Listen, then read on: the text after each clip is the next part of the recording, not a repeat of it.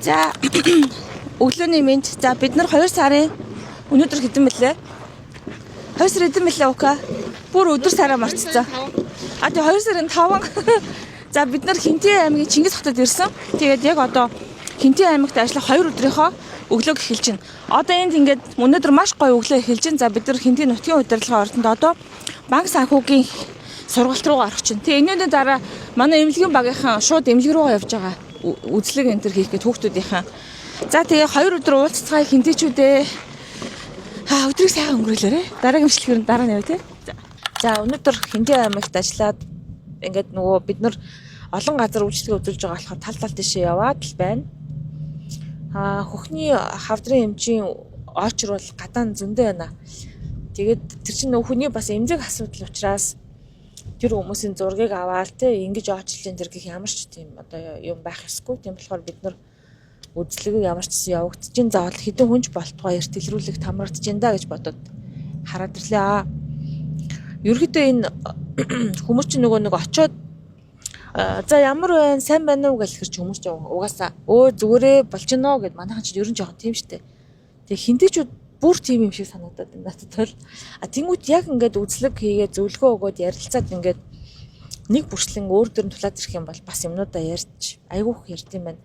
Тэр нь айгүй хөөрхөн санагдаж байна. Тэгээд нөгөө нэг ган хүлэг гишүүн бит хоёр сая хөгжлийн бэрхшээлдээ иргэд Ахмад наснуудтай 3 цаг ярилцлаа. 3 цагийн хугацаанд хэвээр маш их одоо зүйлүүдээр ярилцаж харилцаж авсан. За бидэртэй хамт аймгийн иргэдийн төлөөлөгчдийн хурал засаг дарга тамийн газрын хүмүүс хамт байлзаад хариулаад дараагийн удаа бид нар ингээд тгий гэдэг шийдвэр гаргаад бас ингээд явцсан. Тэр нь айгүй гоё үр дүнтэй уулзалт байлаа. Ямар ч байсан хит хитэн ээлтэй шийдвэр гарах нь бодиттой учраас дараа жил ирэхэд нэг тийм ямар ч байсан за манай аймаг хүртэмжийн хувьд инглээ гэдэг юм болох хаа. Сая аймгийн эмнэлэг дээр 360 гаруй хөгжлийн бэрхшээлтэй хүүхэд байгаа байхгүй.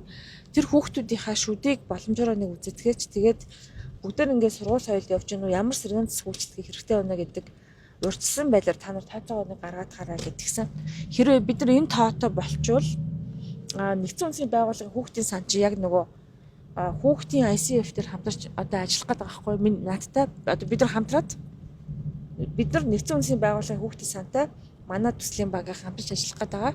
Тэгэхээр Хинтээ аймаг хэрэг датагаа зөв сайн гаргаад хүүхдүүдийн хэрэгцээг тодорхойлжвол энд байгаа нөөц болцоогоо ашиглаад тэр нүүбийн хүүхдийн сангийн төслийг хэрэгжүүлээд өгчвөл энд бол ингээд тэр 300 дэх хүүхдэд нэг юм 2 дахь урьдчилан сэргийлэл буюу уламд ордохгүй байх тийм боломж байгаа байхгүй. Энийг би бүр айгүйх бодож байна. За энэ хэсгийг зур санаж байгаа дээр ямар ч ингээд бичлэгтээ оруулж. 1 2 3. За одоо өнөөдрийн 2 дахь Хинтээ аймагт ажилласан эхний өдрийн орой. Одоо оройны 20 цаг болж байна уу? 8 цаг болж байна. Яг 8 цаг 8 минут болж байна. Яг одоо Монгол Ардын намын байран дээр намын Ахмад гишүүдтэй уулзлаа.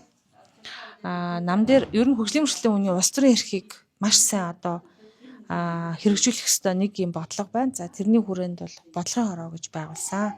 Тэр бодлогын хорооныхоо бодлого төлөвлөгөөг танилцуулаад тэгээд хүртэмжийн талаар бас шинэ ойлголт өгөөд саадгүй орчны тухай хуулийн тухай мэдээлэл өгөөд дээрэс нь одоо намын Ахмад гишүүдтэй сэтгэл зүйн эрэг сэтгэл зүйн одоо тасгал ажилласан ийм сургалт шиг юм бас хажуугаар нь хийлээ. За өнөө өглөөнөөс эхлээд яасан гэж өглөө босоод бид нар ч яалаа хамгийн эхлээд өглөөгөр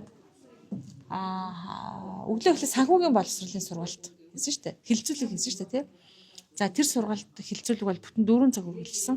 Бид нар эхний 2 цаг гамлаг гишүүн бид нар нээлттэнд оролцоод цалуудаа хуваалцсан гутаа гараад 4 цаг үргэлжилсэн. Бид нар эхний 2 цаг оролцсон. За тэрнээсээ гараад дараа нь хөгжлийн бэрхшээлтэй иргэд Ахмад наснуудтай уулзсан.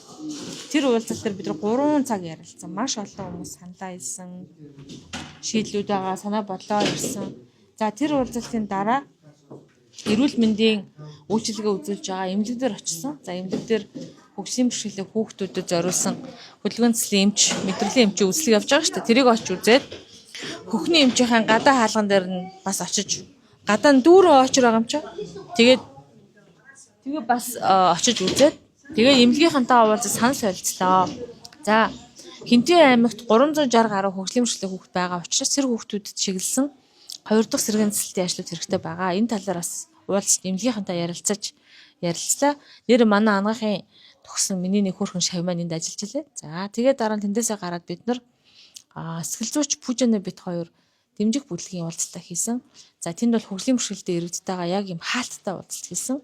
Тэр уулзалтаар бид нар зарим нь уйлж сэтгэл хангалттай ярих нь ярьж ингэж суусан.